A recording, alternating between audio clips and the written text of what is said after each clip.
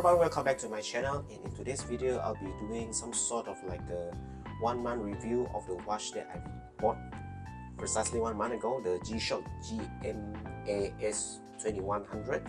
So after using this watch for about 1 month, I have some thoughts about this watch, what are the pros and what are the cons, and I'll share it in this video. So let's jump right in. So one of the things that you will notice right away when you buy this watch is because of its octagonal design, which inspires the name Casio Royal Oak, Casioak. So it's a very unique design. It sort of brings G-Shocks from those square hexagonal shape to something new, analog version of it. And it is something that I believe a lot of G-Shock users will appreciate. It brings a new breath of air to the G-Shock series. From the dial itself, there's a lot of things that you can see from this particular watch. Just at a glance, you can tell the time, you can tell the date, and you can also tell the days of the week. This is just by looking at the watch, and you can get all the information needed in a watch. It's a good design. First, number two, of course, is G-Shock's durability. G-Shock watches are known for its durability, so when you wear this, you have no problem, going to any other places. Some people use it for military purposes, and this watch with its durability will suit any rugged situation that you might find yourself in. And of course, not to forget that this watch is actually very light. So coming about 40 to 50 grams, it feels very light on your wrist. It is as if the watch disappeared when you are wearing it. It is that light.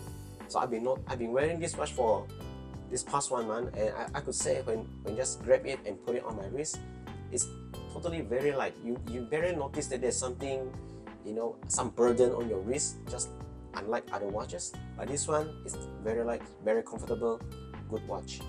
Pros number 4 is the size. Even though from the official specification it is 43 millimeters, but my experience of using this particular series, only this series by the way, it feels like a 39 millimeter diameter watch. So if you have small wrists, this series actually suits you because it is small and you get the same G-Shock branding without the Baby G series. Right? So this is something that you might want to consider if you have small wrists and you want a G-Shock watch. Now let's go to the cons.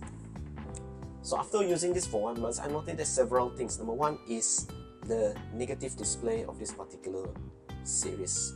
Negative display means the digital side of this watch is actually black in color, thereby making the date which is displayed on this digital display hard to read. So whenever I want to tell the date of this watch, if it's under the bright sunlight, no problem, you can read it easily. But if you are in a slightly not so dark or not so bright rooms or environment, sometimes you need to take a look a few times just to tell the date. Yeah, you might need to adjust the watch a few times depending on the angle. So that's something that I hope G-Shock will improve in the future, perhaps giving us the option of buying the same watch but with the options of negative display or positive display. The cons number 2 would be the complication of using this particular watch. Perhaps it is just me because, like I mentioned in my previous video, this is my first G-Shock.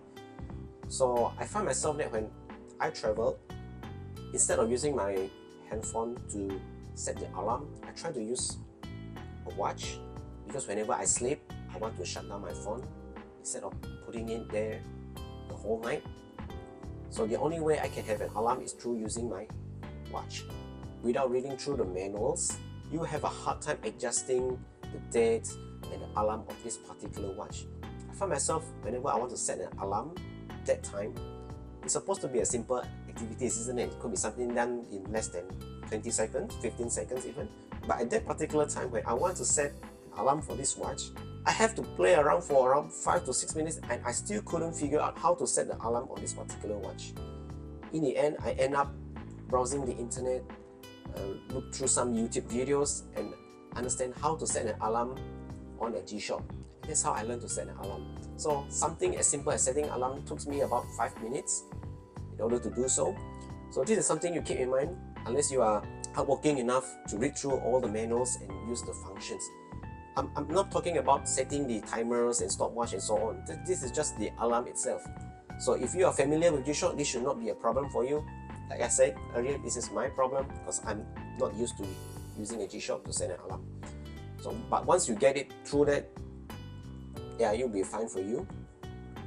And then cons number 3, it's the glass is actually made of mineral glass. Even though this is a G-Shock watch, it's supposed to be durable, but at the back of my mind, I can't help but think that the glass is made of mineral instead of sapphire crystal.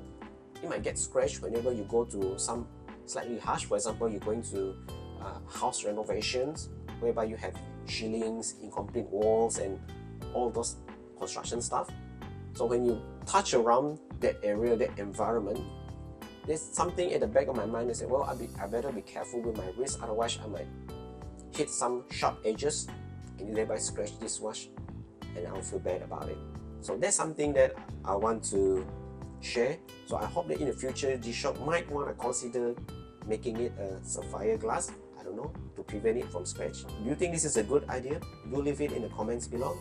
And last but not least, the cons that I found, this is purely by the specification mentioned on the website, is the battery life.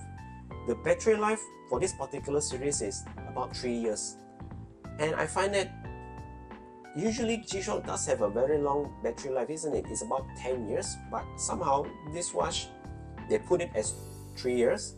I hope my G-Shock will last more than that, but I'd also bear in mind that after 3 years I might want to consider changing the battery, which is something that, yeah, not cool. It's not like you can wear it and it lasts forever, unlike the older generation of G-Shocks, but it's something that you want to keep in mind.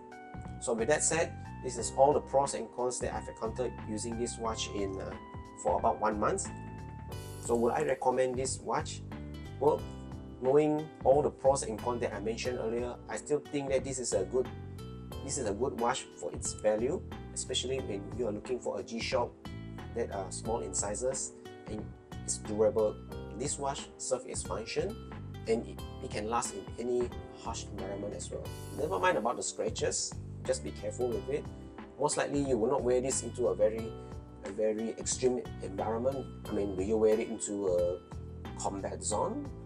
No, right? Most of us, especially those who are watching YouTube video, you probably someone who works in the office or in a supermarket, in an office, then this watch will definitely be fine. It will serve its function. Alright, that's all I have for you about this particular watch. Do leave me some comments, drop me a like, and click subscribe. When you click subscribe, it really encourages me to produce more videos in the future. So with that said, I hope you click subscribe, and I'll see you in the future video. Bye!